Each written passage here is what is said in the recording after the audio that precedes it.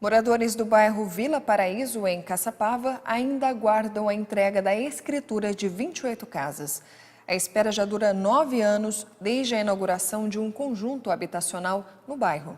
Os moradores se sentem inseguros sem a documentação definitiva destes imóveis.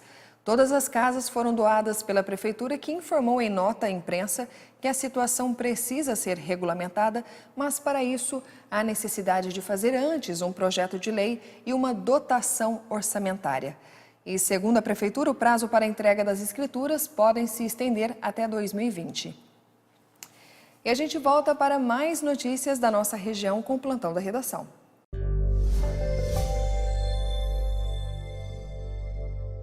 E a gente está de volta.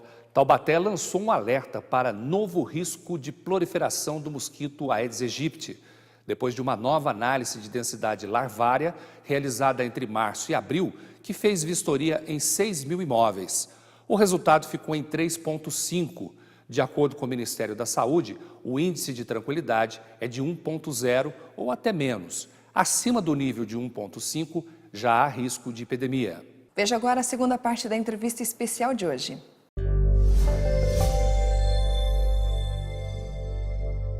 Olha, hoje nós estamos falando com a Luciane Santos, ela é gerente de turismo de Taubaté e está nos falando do que está sendo feito em termos de levantamento, de melhoria dos pontos turísticos para que Taubaté se torne um município de interesse turístico, né?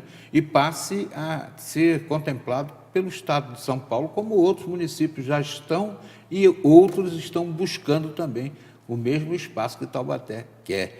E eu fui para o intervalo deixando no ar aí a história do Monteiro Lobato, né? Eu sou muito grato a Monteiro Lobato, porque na minha época de infância não tinha nem televisão. Quando aparecia aqueles 4 índios assim da Tupi, né? A gente ficava ali esperando horas a fio para aparecer lá uma música, tum, tum, tum, tum, tum, tum, tum, e depois aparecia alguém falando lá. Não tinha isso, tinha a gente contando história. A vovó sentava a gente na sala de visita e começava a ler os livros do Monteiro Lobato. Eu tenho a coleção toda até hoje e sou fã incondicional. Tem uns bobos aí agora dizendo que ele é racista, por causa da tia Anastácia. Olha, veja você. Como é que está essa história do Monteiro Lobato em Taubaté para efeito desse MIT? Ele entra quando a gente fala da questão cultural. Monteiro Lobato nos deu, a Taubaté, o reconhecimento da cidade da literatura infantil. Capital, né? Isso, nós temos esse reconhecimento. Então, ele entra muito nessa parte cultural, porque lá o Museu Histórico, Folclórico, Pedagógico Monteiro Lobato, nosso sítio do Pica-Pau, é onde a gente tem uma grande concentração dos turistas. Nós recebemos. Então, nós temos todos os personagens lá que são envoltos realmente em trazer alegria para o pessoal. E os turistas têm esse interesse de vir a Taubaté para conhecer o sítio. Depois, se a gente for também ver, nós temos o Parque do Itaim, que conta também, remete também ao casarão, a um dos livros de Monteiro Lobato. Então, Monteiro Lobato ele está envolto na cidade inteira. Ele conta e reconta a história ali em Taubaté, e a gente utiliza isso também na parte da educação, onde as escolas trabalham também. Se a gente for levar também um outro ponto que nós temos lá para trabalhar com os turistas e com os nossos munícipes, é a questão da FLIT, que é a Feira de Literatura Infantil de Taubaté, que ela vai acontecer esse ano, e as escolas elas já estão trabalhando com o tema proposto de Monteiro Lobato com os alunos nas escolas. E olha, não é só literatura infantil, não. Monteiro Lobato escreveu, era um premonitivo, né? Ele falou sobre o petróleo, até foi preso por causa de lutar aí a favor do petróleo é nosso. E escreveu também um livro que surpreende, né? Com a história, embola com a história do Barack Obama, que é o presidente negro. Ele previu que a América ia ter um presidente negro e com muitos detalhes bastante semelhantes ao que aconteceu na realidade, né? Então, é uma pessoa que tem que ser reverenciada a cada instante nesse Brasil por tudo que legou, né? A população brasileira está lá, Taubaté vai usar com razão, né? Sim, Taubaté utiliza com propriedade Monteiro Lobato. E quanta gente boa que nasceu lá, Hebe Camargo, Celi Campelo, né? O próprio Lima Duarte também, o Cid Moreira começou também na rádio difusora AM. Com relação à pré-história de Taubaté, né? Nós temos lá um museu de história natural muito interessante e até uma ave pré-histórica que foi encontrada casualmente, né, numa estação de areia por lá. Isso, tem um Museu de História Natural que conta, né, toda essa parte pré-histórica ali. Tem muitos artefatos ali contando para que o turista possa conhecer. Agora, Luciane, a burocracia para acontecer esse reconhecimento como município de interesse turístico, né? Nós temos muitas coisas importantes para contar lá em Taubaté. Mas tem lá aquela papelada que tem que bater o carimbo, né? Que é complicado. Vocês primeiro têm que fazer um plano diretor de turismo, né? O plano diretor ele já está pronto. Nós já conseguimos finalizar, nós já fizemos a apresentação para o Contur, que é o Conselho Municipal de Turismo. Depois nós fizemos na audiência pública e também teve na Câmara a votação para se tornar um projeto de lei. Então, o plano já está caminhando. Junto a isso, nós estamos também caminhando com as outras documentações necessárias para conseguir essa inserção como município. A infraestrutura, temos lá uma rodoviária antiga e uma nova que ficou mais velha do que a antiga, né? Depois quase caiu o telhado, agora no governo Ortiz a coisa está acontecendo, né? Estão resolvendo lá a questão da rodoviária para o pessoal poder chegar, né? Sim, esse é um dos pontos também que se trabalha muito com o turista que vem dos ônibus, né?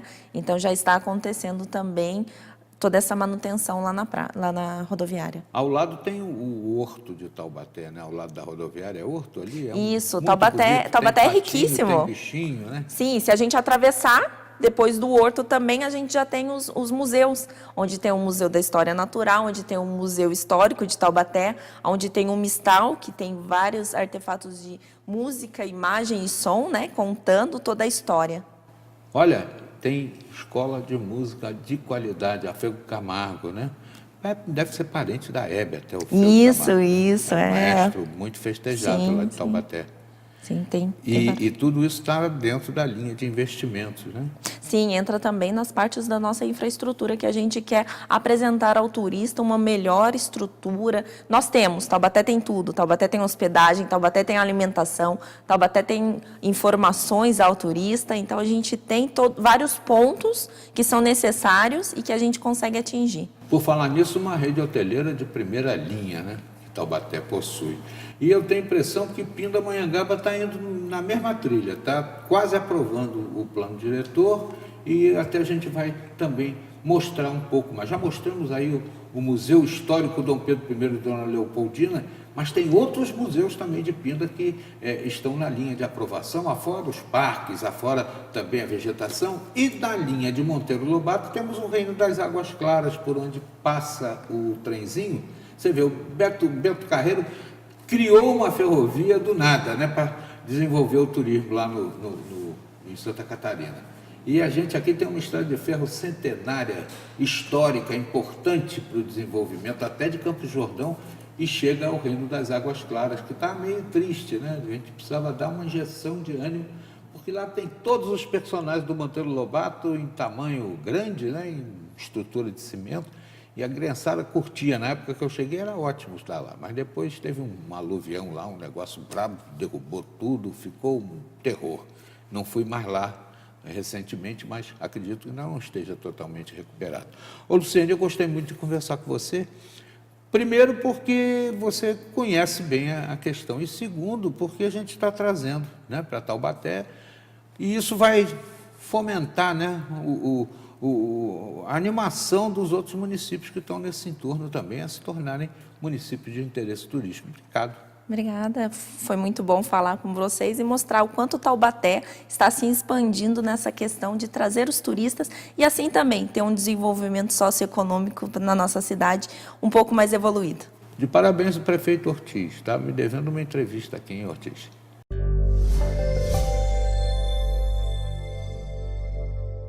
E segundo uma pesquisa da USP, o vírus da Zika, aquele que causou microcefalia em vários bebês, revela que ele pode passar a ser usado como terapia para o tratamento de tumores no cérebro de crianças. Acompanhe.